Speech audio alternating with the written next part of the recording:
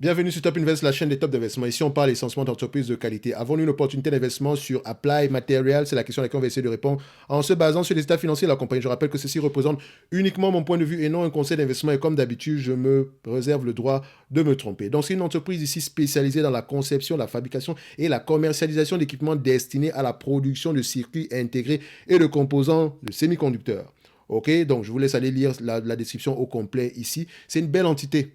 Elle vend un produit ici, elle vend un matériel ici qui est indispensable pour les entreprises comme toutes les entreprises ici qui fabriquent à peu près des semi-conducteurs. OK? Donc, quand on parle de semi-conducteurs, vous savez également ce que ça implique. Je vous avais envoyé une note concernant ici le segment des semi-conducteurs. OK? Donc, on ne va pas revenir dessus. Et j'ai déjà parlé de cette compagnie ici sur cette chaîne-ci.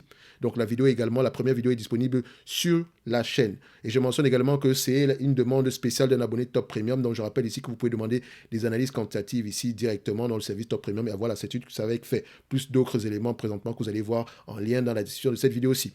OK? Maintenant, je vais aller rapidement. Une fois qu'on a parlé d'une entreprise ici, vous savez exactement comment est-ce qu'on procède, revenus, marge, etc. Allez-y vérifier. Moi, tout ce dont j'ai besoin ici, c'est simple. Premièrement, j'ai besoin ici de connaître la dette nette, la dette nette en date d'aujourd'hui. Donc, pour ça, je vais sur Zone Bourse. OK? Je vais vérifier au niveau de finances. OK? On va voir au niveau de dette nette ici, on a à peu près, en 2022, on a 2 milliards 876 millions. 2 milliards 876 millions de dette nette. OK? J'ai besoin ici 2 milliards 876 millions. Je note 2, 8, 7, 6 divisé par le nombre d'actions. À peu près combien par action ici aujourd'hui?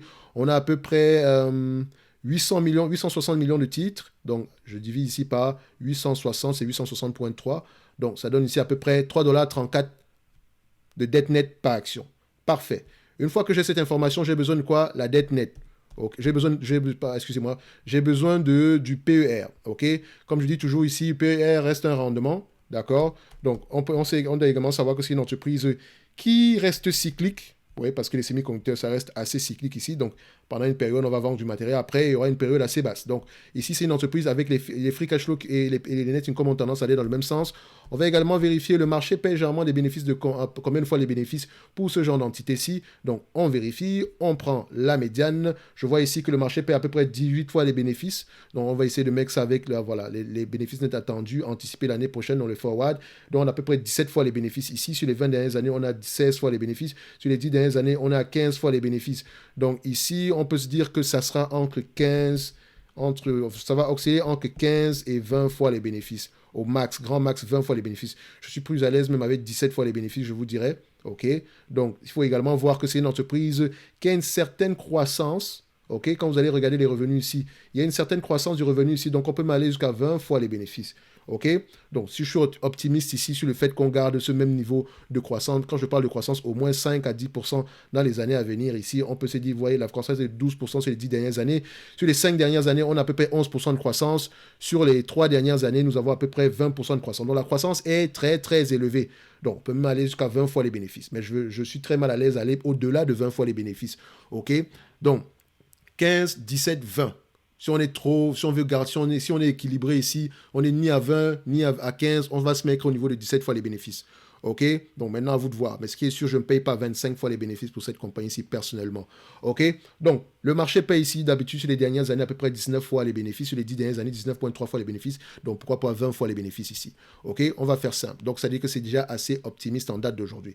On va également maintenant vérifier ici, est-ce que les analystes ont tendance à avoir raison ici au niveau de leur prévision de bénéfices nets? Oui. Mais vous voyez ici que un tiers du temps, 2 tiers du temps, ils ont raison. D'accord? Mais on a quand même du rouge ici à 25% du temps. Mais ça va. OK? On peut voir ici que 2019, on peut comprendre. Mais depuis 2016, ici, les années ils ont tendance à avoir raison à chaque fois sur ce business-ci. Donc, c'est assez prévisible. Disons, depuis 2014. C'est assez prévisible. Mais prenez toujours ça avec des pincettes.